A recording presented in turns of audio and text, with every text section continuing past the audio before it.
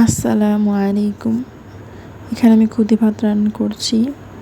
প্রথমে পেঁয়াজ ভেজে নিয়েছি। এখানে চাল ধুয়ে রাখা চাল, পরিমাণ মতো লবণ এবং কাঁচামরিচ দিয়ে হালকা ভেজে নিয়ে পরিমাণ মতো পানি দিয়ে খুদে ভাতটা রান্না করে নেব। এই তো আমার খুদে ভাত রান্না কমপ্লিট। এখন আমি কাঁচামরিচ, পেঁয়াজ দিয়ে পেঁয়াজ লবণ দিয়ে ডিমটাকে ভেজে নিচ্ছি। আমার ডিম ভাজাটাকে উল্টে পাল্টে সুন্দর করে ব্রাউন কালার করে ভেজে নেব।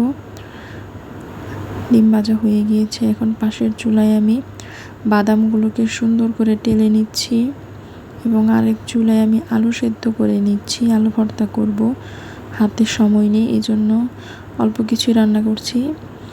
এখন এখানে পেঁয়াজ কুচি, ধনিয়া পাতা কুচি, কাঁচামরিচ কুচি, শুকনো মরিচ ভাজা, এগুলো সবগুলোকে একসাথে লবণ দিয়ে সুন্দর করে মাখিয়ে নেব যাতে পেঁয়াজটা নরম হয়ে যায়, মরিচগুলো ভালোভাবে গলে যায়। এবং এই পর্যায়ে আমি কিছু পরিমাণ সরিষার তেল অ্যাড করে দেব। সরিষার তেল দিয়ে ভালোভাবে পেঁয়াজটাকে মাখিয়ে এগুলোকে আলুর সাথে মিশিয়ে আলু ভর্তাটা করে ফেলবো। এইভাবে আলু ভর্তা আমি করে থাকি সবসময় এইভাবেই। এই তো আমার আলু ভর্তা বানানো হয়ে গিয়েছে।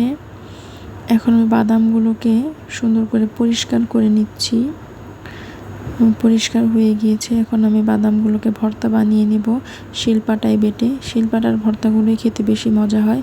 এই তো আমার শেষ